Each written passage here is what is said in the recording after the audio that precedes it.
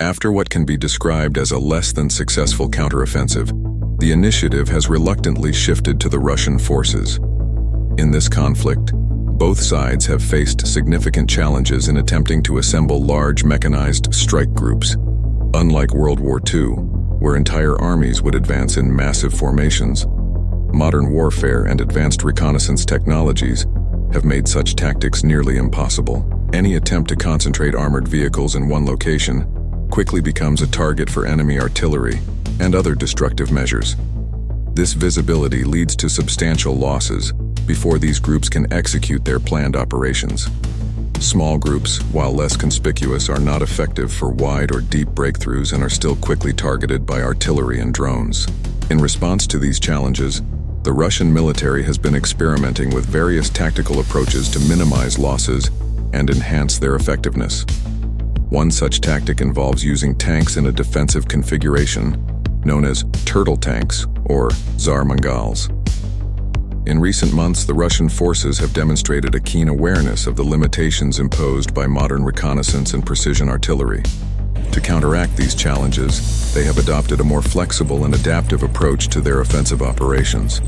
One significant change has been the increased use of combined arms tactics, where infantry, armor, and artillery work in close coordination to exploit enemy weaknesses. Here you can see what it looks like from inside the tank, under its armored shell. And here is the driver's position. As you can see, it's quite modern. This setup may look unconventional, but it shows the ingenuity and adaptability of the forces in the field. In the evolving battlefield, even the most fortified tanks are not invulnerable. Here is a video showing what appears to be the same Tsar Mongol tank coming under attack. Drones strike repeatedly, targeting the rear section of its improvised armor. Despite the tank's robust defenses, the concentrated drone strikes eventually penetrate, and we see smoke billowing from beneath the turtle tank's armor. It is on fire. The next video shows what appears to be the same tank being towed. It seems that while the tank was heavily damaged, it was not completely destroyed. This sequence highlights the ongoing cat-and-mouse game between advancing armored units and the countermeasures employed by opposing forces. But it doesn't end there. Here we see the next stage in the evolution of the Tsar Mongol tank. In just 2 weeks, the improvised turtle shell made from steel plating has been further reinforced with Contact 1 reactive armor blocks. These enhancements aim to bolster its defenses against persistent drone threats. In the following video, just like before, drones strike the tank's rear projection one after another, attempting to penetrate its multi-layered armor.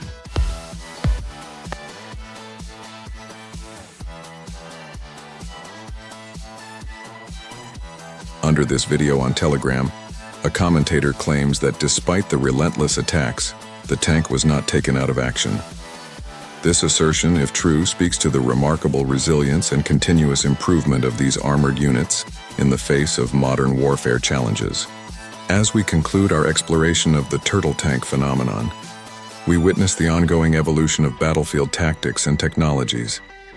From the armored behemoth to smaller, more agile vehicles clad in steel plating, adaptation remains the key to survival. Now let's delve into the utilization of small mobile units on motorcycles and ATVs.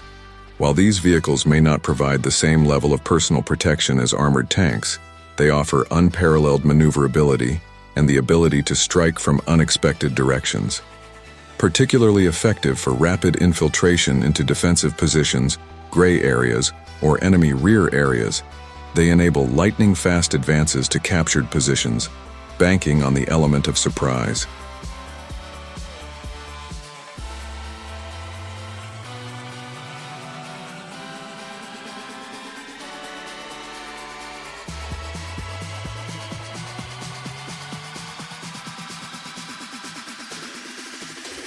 Despite the comedic mishap captured in the latest video, likely due to motorcycle malfunction, the lightning assault proved to be a formidable challenge. At least one soldier managed to reach the target position, underscoring the potential of these swift, albeit risky maneuvers. It's evident that exhausted, possibly wounded, he manages to evade several drones and finally reaches the ruined house. He throws a grenade into the basement, and as soon as it explodes, he leaps into the smoke-filled cellar. In less than a second, right next to where he stood moments ago. What seems to be an artillery shell detonates. Since the new offensive in the Kharkiv region, which began in late April 2022, the Russian army has been experimenting with several new tactical approaches. Ukrainian commentators have suggested that Russian soldiers entered the Kherson region in small infantry groups. Once they secured an area, armored vehicles followed. This strategy might have been employed to minimize armored losses and confuse Ukrainian forces. Although this could be mere speculation or a provocative claim, there is footage supporting the deployment of infantry groups.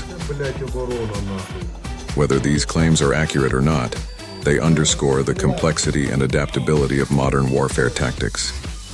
This adaptability was further evidenced in the comprehensive preparatory measures taken by Russian forces before launching ground operations.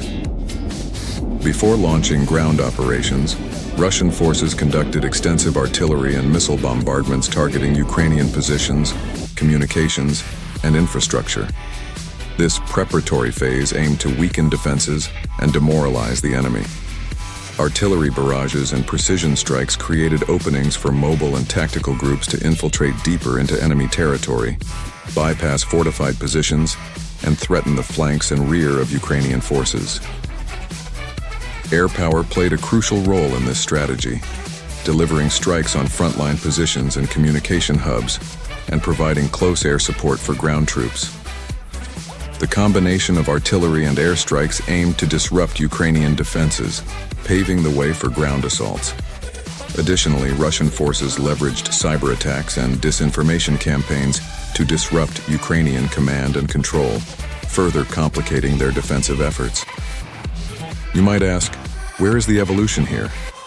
This seems like a standard tactic, artillery preparation followed by an offensive, and you'd be right to some extent. However, there have been significant changes. Firstly, the duration of these strikes has extended over several days. Secondly, the density of the strikes has increased significantly. These strikes have been ramped up along the entire line of contact, with intense bombardments reaching deep into Ukrainian territory. Most notably, the Russian army has altered its approach to targeting populated areas where Ukrainian forces have been holding their defenses. Historically, Russia was reluctant to launch heavy strikes on urban areas. The Ukrainian armed forces clearly exploited this hesitation, as they often based their defenses within urban settings.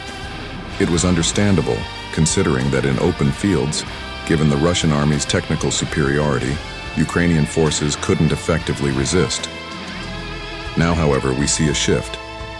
Russia has begun to employ heavy aerial bombs, multiple rocket launch systems, and even heavy flamethrower systems on urban districts.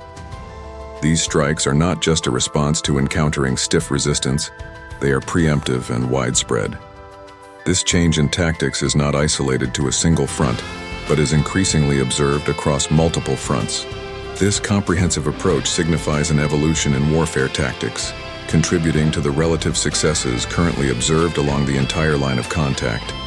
It represents a shift towards a more aggressive and sustained application of force, aiming to overwhelm and disorient the enemy.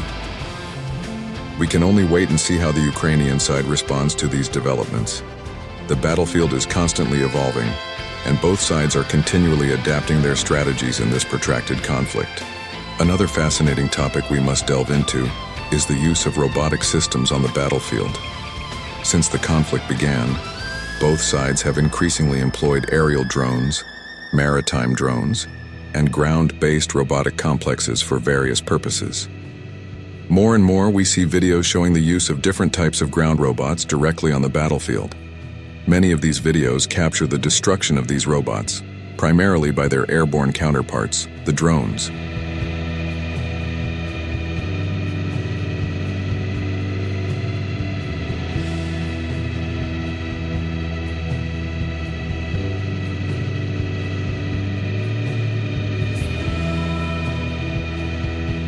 Successful applications of ground robots are often found in non-combat roles, such as demining robots, which have been widely and effectively used.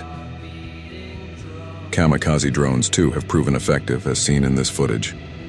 A group of soldiers takes cover, unaware that a robot packed with powerful explosives is approaching.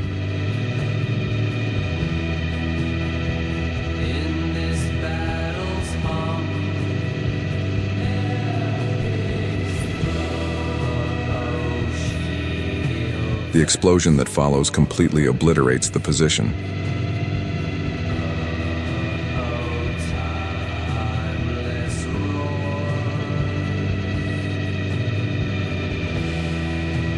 The success of such a drone can be attributed to the relatively simple task it performs, reaching its target and detonating with maximum impact. Equally effective are transport robots, which deliver supplies to the front lines and evacuate the wounded. These robots are less conspicuous than vehicles or groups of soldiers. For instance, evacuating a wounded soldier typically requires 2 to 4 people, making them a more visible target compared to a low-profile robot, which is harder to detect.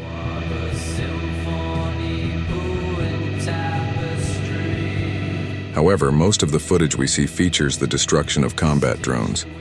It's logical to assume that fewer of these combat robots are used compared to other types, yet there's more footage of their destruction due to the high-risk nature of their missions. They operate at the front lines, tasked with inflicting damage on the enemy, making them prime targets for airborne drones. Despite being less visible than armored vehicles, they remain vulnerable to these aerial threats. This branch of tactical evolution is fascinating and is likely to develop rapidly in the future. The use of robotic systems by both sides reduces the risk to human soldiers and enhances the efficiency of military operations. However, these systems face significant technical and tactical challenges such as reliability and resistance to electronic attacks. As we witness these developments, the question arises, will we see significant progress in this area within the context of this conflict? Share your thoughts in the comments below. Additionally, it might be worth exploring this aspect further in a dedicated film, examining the evolution of ground-based robotic technology throughout this conflict. The future of warfare is unfolding before our eyes, and robotic systems are at the forefront of this transformation. If you, the viewer, are interested, let us know in the comments and we will create a film on this topic. Blazing across the heavens, their courage takes them higher. An anthem for the fearless, symphony of the brave. In the orchestra of chaos, it's freedom that they crave.